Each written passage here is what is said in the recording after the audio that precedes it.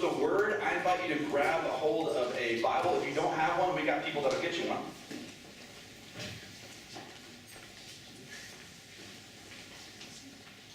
And we're going to be looking at John chapter 10. So if you want to open up to John chapter 10, we're going to skip around just a little bit. So we're going to do the first 4 verses, and then we're going to skip later on to 27 through 29.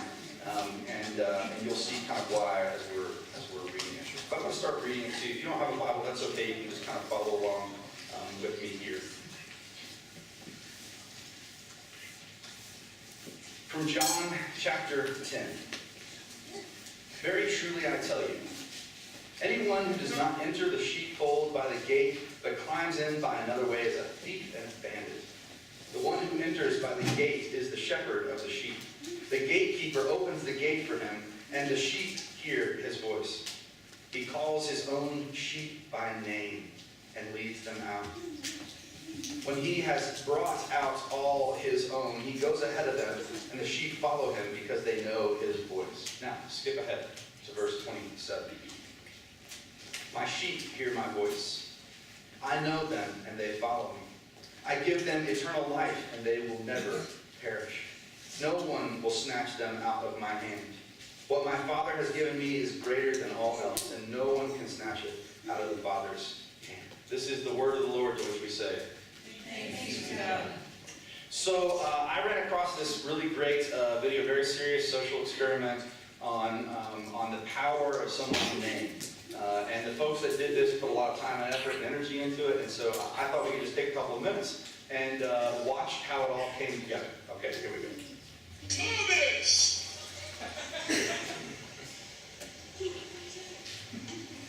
What's up? You know, swear I heard my name. Is that you? No, what'd you hear? Oh, heck no. Not you!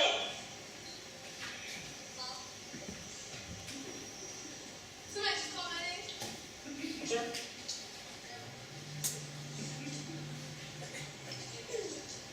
Stephanie! Is that your car? I'm sorry? Is that your car doing that? Doing what? Saying Stephanie? Did you hear? Somebody's screaming my name and I don't know where it's coming from. Something creepy's going on. I don't know what's going on because I just heard somebody scream my name. I guess that's Hey, Christy!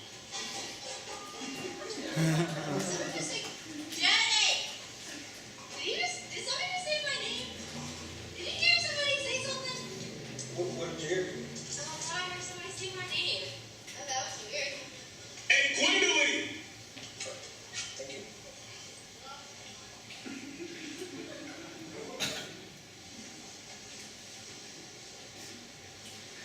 Somebody saw somebody saying my name. What'd you hear? I heard, hey, Gwendolyn.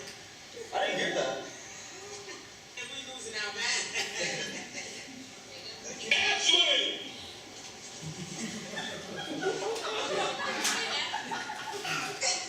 I'm sorry? I screamed after. What happened, Ashley? There you go. Thank you. Oh. Did you call my name? Huh? Did you call my name? You heard your name too? Yeah, we heard his name. Jessica!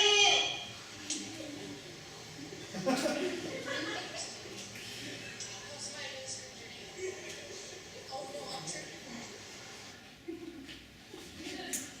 There's a lot of power in name, isn't there? Anybody ever?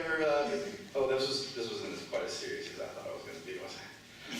I love it. I love to watch that video. I love seeing how people react to that, like stick their heads out and they sort of freak out. There's something funny about a name, right? Like, have you ever been in a store and like you've kind of been lost and like you're a little kid and then your mom like screamed out your name?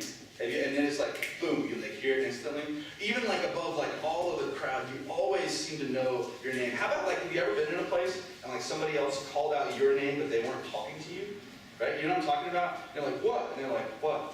I'm like, you're not talking to me, are you? No, I'm not talking to you. Yeah, when we hear our names, it just strikes us. Just like hits us, and it kind of like grabs a hold of us like this sort of imaginary lasso that just sort of holds us in. That is, of course, unless we're a kid and our parent really wants to get a hold of us to do something like clean up our room, in which case we know how to ignore that, don't we? Yes, my children can tell you about that. Anyway, a couple weeks ago I told you guys a story about being a camp counselor. Do you remember this? And I was telling you that I wanted to make it from the top of the mountain down to the bottom of the mountain without using I was starting at the top of the mountain. I decided to go without my flashlight because I was going to be a real counselor and go through the woods all by myself with no flashlight.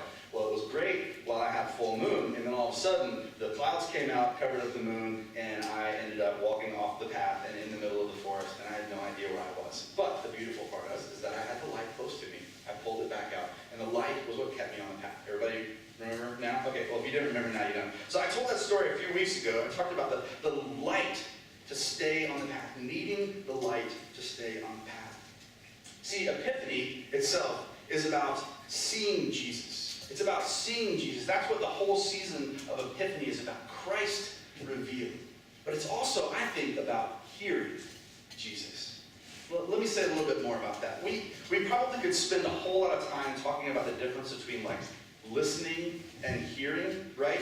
But that, I think, is like a whole other sermon. And how many of you either have children of your, how many of you have children of your own? Or maybe you ever were a child? All right, raise your hands. All right, good. So you know the difference. Yeah, you know the difference between hearing and listening. But the scripture says hearing, so we're going to stick with that. Now, these scriptures typically appear right around Easter, right? They appear in one particular year when you're walking through John and Easter, and they come up, and we read these scriptures like over a 3-week period. And it's actually a really cool kind of walk through this relational aspect of who Jesus is and how Jesus ultimately relates to us. And Jesus is described here as this shepherd, talking about God as shepherd. Now, stay with me. A while back we talked about shepherds too. Do you remember that we're talking about like, there was like an angel, maybe like a star. It was sometime during the year, but I'm having a little trouble. Maybe you guys can help me. It was during, all together now. Yes, that's right. We talked about the shepherds during Christmas. We talked about what a great job it was, right? And how it was such a fantastic job in the middle of the night. They're living in the fields with the wild animals, and they follow a herd of sheep around. This is their job, right? They follow a bunch of sheep around. And let's talk about the job of the sheep. What do sheep do all day long? Eat. And then what? No, don't say it. It's cool. And Grandma, if you're watching this on your iPad, I'm sorry. I didn't say the word. I just inferred it, so I'm not in trouble this time for talking about stinkiness. That it's all right. The shepherds literally walk behind this herd of sheep, and they're stepping in stinkiness, right? That's their job. That's the job of the shepherd. All right. So now I'm thinking about shepherds, and I'm thinking about God as the shepherd, and I'm thinking about stinky job. This must be a really rough job. So I decided to look up some videos of what shepherds really did, right? Because I could only read so much. I wanted modern day shepherd, okay? Now, I found this guy who's been a shepherd for a really, really long time in Idaho, and I'm going to show you kind of in general what happens, okay? Everybody got it? All right, here we go. Nope, that's not it.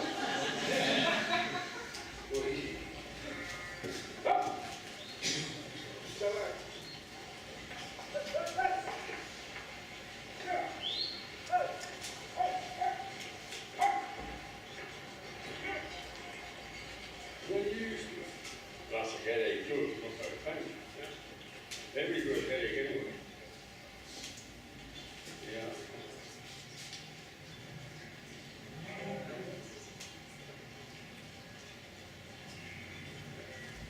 So this is this guy's job.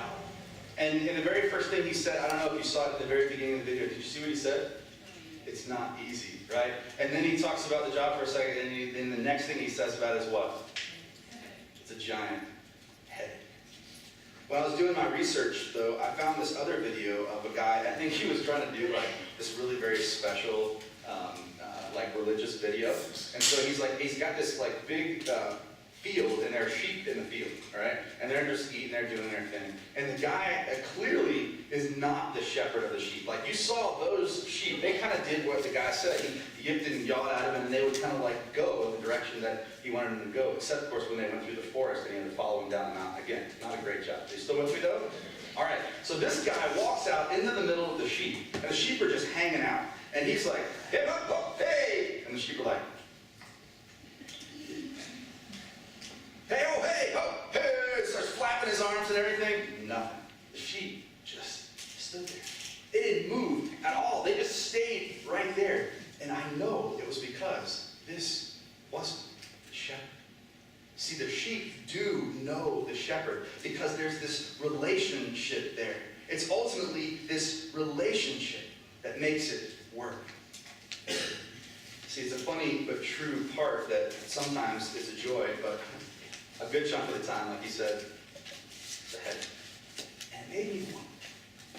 And it made me wonder, what's our relationship with God like? Do we bring God great joy by going exactly where we're supposed to go all the time? Are we clearly able to hear the shepherd's voice and then move from one place to another, knowing exactly what it is we're supposed to do? Or do we spend a lot of time giving God headaches? Or maybe a little of both.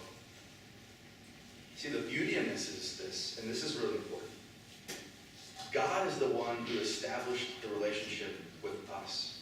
The one who feeds us. The one who watches over us. And we can understand that through this shepherd metaphor. This relationship is not on our backs, but it's on God's back.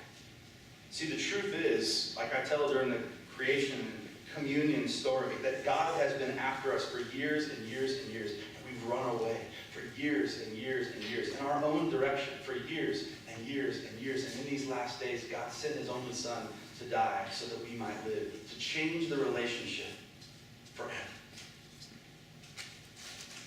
It's not on our backs. It's on God's. The guy that's the shepherd of the sheep that you saw in the video, a little bit later on in the video, he says that he's been doing this job for 51 years. 51 years following sheep around. And right as soon as he says it, he pauses for a second, sort of leans back and says, it's a hell of a life. See, we're a little bit stingy. We're a little bit of a headache. But the good news is, God chooses us still. Every generation, every decade, every year, every second, God chooses us. And so in response, we listen to God's voice. That's great, preacher. I'm with you, man. I'm with you. Yeah, that's great. That's good stuff. Good news. Fantastic. But I have no idea how to listen to God because, A, God does not own a cell phone, clearly. I've tried. I don't have any caller ID or any emails coming in. It's like god@thelord.com or whatever it is. It just doesn't happen, right? I'm not hearing the voice of God just thundering through the clouds. Do you remember the baptism of Jesus when the sky split open and we heard God's voice coming over, this is my son. I'm sure God talks what's the guy's name? This Darth Vader? Yeah, you know what I'm talking about? This is my son. That's got to be what it is. I just don't. It just doesn't happen, preacher. So I had some conversations as I was growing up in ministry, and one of those was with a guy named Julian Gordon, who's a really great guy. He's also our bishop now in this part of the country, and he told me that listening to God is both internal and external. It's internal, inside us, and external. And so I started thinking about this kind of journey of life. When we're on journey and we're thinking about which way we're going to go, or maybe even we know which way we're going, but we don't know exactly which lane we're supposed to be in as we go. If it's internal, then that means we've got to pause. We've got to take just a second, take note of what's bubbling up within us. Take note of what God is saying to us, that we could hear God's voice most clearly. And then it's external. As we gather together people that we trust, who are people that you trust? This is participatory time. Who are people that you trust? Parents. Who else? Best friends. What? Second? Husbands. Oh, great. I thought you said hospitals. I was like, oh, that's cool too, I guess. Well, you will trust hospitals. There. Yeah, good. Family, friends. Anybody else? Policeman. All right. Okay. You did great. All right. But who are the people that are super close to you? Right? Family. Friends. I think it's weird that nobody said their pastor. Thanks, everybody. Super awesome. That's That's right. It's both internal and external. You take that sort of thing that's bubbling up inside of you and you bounce it off of the people that you love and you trust. Like, say for example, I was to go to some friends of mine and say, man, I'm starting to feel like I want to go be a park ranger at the Grand Canyon. That's what I want to do. I'm going to go be a park ranger at the Grand Canyon right now. And I sat together with some of my friends and they said, yeah, that's really great, Matt, except you don't like scorpions or spiders. And it's real hot there and you're going to be all alone. And you don't want that. And you know perhaps it's not the call of God when your trusted family and friends and those things don't agree. But through all that, it's prayer. It's pause. Take note of what's internal. Gather people around you so that you might know, and then pray, and wait, and trust, and listen to God. See, that's great. Sermon over, right? That's easy. There's a 3-step process. There's 3 P's. They're even easy to say. Pause, people, prayer. It even sounds like a sentence almost. Pause, people, prayer. Right? It's great. It's super easy. But then, I don't know, it hits me in the head. I'm like, great, preacher, but what if I don't feel like I'm hearing anything anyway, ever at all? What if I don't feel like anything is bubbling within me? What if I start to think that just for, I don't know, what if my faith isn't strong enough?